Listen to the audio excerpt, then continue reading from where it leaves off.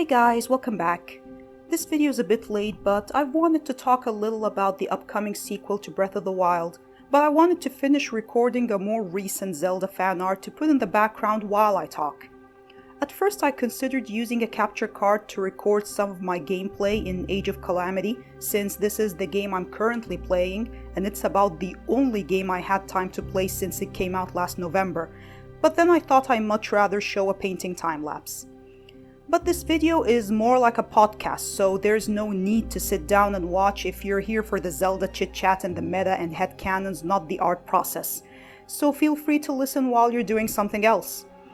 Oh, and spoiler alert, because I'll be talking about late game events in Breath of the Wild and Age of Calamity. So anyway, let's get into it. I think the sequel trailer for Breath of the Wild was beautiful and the music was perfect for it. But it still didn't tell us much. I know that's the point, but it was still disappointing.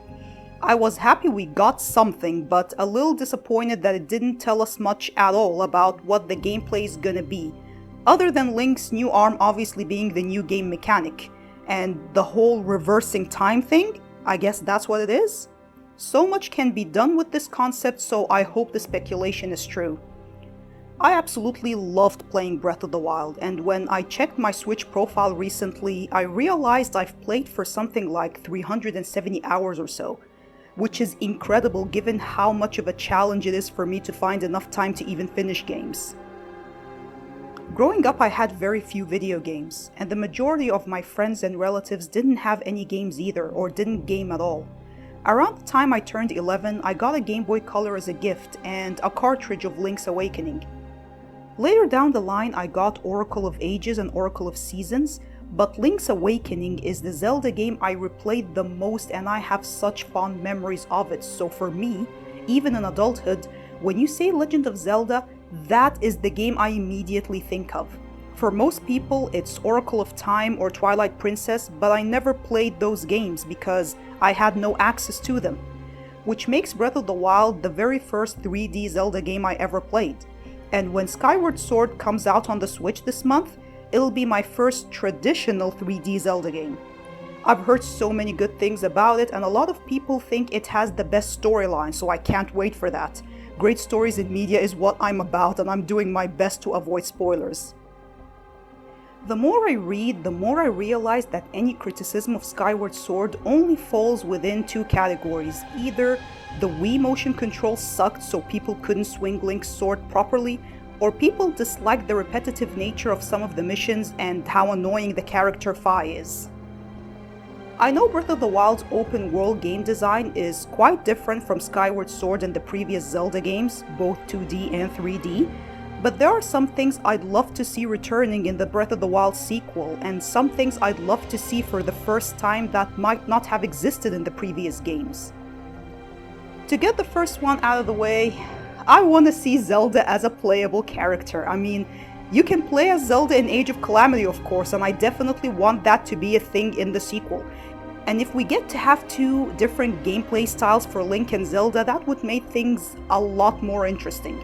We see Zelda falling into a hole in the 2021 E3 teaser trailer, and if it's a possibility for us to play as her in the underground and Link in the overworld until they later reunite, so much can be done with that. Even if the game assets from Breath of the Wild are being reused here, this can still bring a lot of freshness to the gameplay. Zelda not only has her Sheikah Slate, but she has also awakened her powers, and if the first trailer we saw was any indication, it looks like she'll be needed there, with them literally finding creepy Mummy Ganon deep underground. Someone's gotta hold that guy at bay, and I think she's the likely candidate here. I mean, you don't give her all that power in Age of Calamity, all that potential, and then let her be unplayable in the sequel. To be honest, that would just be a huge waste, and not only that, it's counterintuitive. Breath of the Wild Zelda is such an endearing and interesting character, and even though the game's overall story is rather simple, she's the character who gets the most development, and goes through the most mental strife. And when she finally awakens her powers, she's trapped in a fight with Calamity Ganon for 100 years, and when Link finally returns to help her defeat him, she's still the one to deal the final blow. She's the one who gives Link the Bow of Light too, fused with her powers so he can actually fight Beast Ganon. So I want a continuation of Zelda's growth. I want to see her development as the last princess and only surviving member of the royal family, how she plans to rebuild her kingdom, how her very nature as a scholar can help her with that, and how her powers factor into all of this. And how does she operate in a new world 100 years later where everything and everybody is very different from what she used to know. So yeah, make Zelda playable please, not just there for the story. The second thing I want to see is more creativity with crafting. We got some of that when creating meals as Link, but I want to see that extended further to include clothes and armors and weapons. Give me the flexibility to combine very different elements in unorthodox ways to create something new. Now that I think of it, you get a little bit of crafting weaponry in Age of Calamity, but I'd prefer a more sophisticated system of that. And even though I'm one of the people who wasn't really too bothered by breaking weapons in Breath of the Wild, I do want the ability to craft something myself that allows me to control how durable the item is. And with durability comes certain characteristics. So then we as players have specific advantages to play around with, whether we choose to create a flimsy weapon or a hardy weapon. For example, I can choose to create a flimsy axe because it allows me to cut very fast and produce a lot of splinters that I maybe need for another crafting recipe. Or I can choose to create a hardy axe that makes me slower but allows me to cut thick pieces of wood that I can use to build a horse cart. Okay, and as for the third thing I want to see improved in the sequel, the story. It's not the biggest priority for me, to be honest, but I'd love it if there was a deeper story in the sequel. And I definitely want to see a bigger role for the new champions in it, Riju, Sidon, Teba, and Yunobo. That is, I want a bigger role for them that doesn't involve them dying, because that would just break my heart. I love these characters, and it's already sad that we don't get enough of the original champions before they died. I do admit I'm scared though, because the game's producer Eiji Aonuma hinted that the sequel story is pretty dark. Which reminds me, when the trailer for Age of Calamity first dropped, I was so sure this is a direct sequel to Breath of the Wild, and when I went into this thing, playing it and knowing that it'll have a bad ending no matter what I do, and Link and Zelda will lose all their friends. But then when I found out that, no, in this universe everyone lives because it's a break in the timeline, and now there exist two Breath of the Wild timelines, I was like, of course. But for real, the disappointment was gone quickly. I like this reality where the original champions survived and I get to see them interacting. And most importantly, the highlight of the game for me is Sidon meeting his sister Mipha. Seriously, highlight of the game. This is the best part of the game for me, and not enough people talk about these moments. So yeah, I want more story depth, more lore, and more involvement of the four new champions.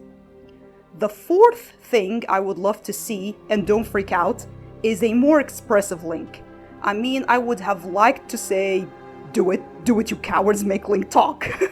But I understand the Zelda team know a lot of people would have a meltdown if they made Link speak, so that's unlikely to happen, in the near future at least. Especially since everyone has a different idea of what Link's personality is like, since he's meant to embody much of the player's own personality. My own favorite interpretation of him though, when not burdened with the stress and responsibility of saving a kingdom, is that he's a light-hearted and sarcastic little dum-dum who plays petty pranks on Rivali to make him look stupid, and competing with Daruk and Sidon and driving people crazy with puns. And he's that friend who's constantly feeding everyone.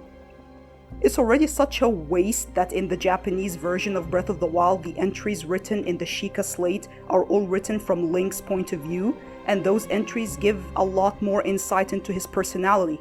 I encourage you to look up a couple videos on that, and I'll link one of my own favorite videos in the description box too. I have no idea why they chose to change that in the English version. I have no idea. But I truly hope we get to see a more expressive Link in the sequel, even if he never speaks. Though I don't think anyone loses anything if they go one step further and have him occasionally say a word or two. It'll make a difference without taking away from the fans who prefer a silent protagonist in their games. The fifth and last thing I'd love to see in the sequel, I know this isn't going to happen, but I'd love to see it one day. We're used to the three pieces of the Triforce being split a certain way between the three main characters. Zelda owns the Triforce of Wisdom, Link owns the Triforce of Courage, and Ganon owns the Triforce of Power. Now consider this. How much would the game and its mechanics and its very aesthetic change if we swap around these pieces?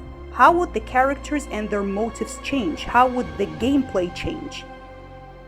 What if Zelda held the Triforce of Power, and Link held the Triforce of Wisdom, and Ganon the Triforce of Courage? How does the dynamic change?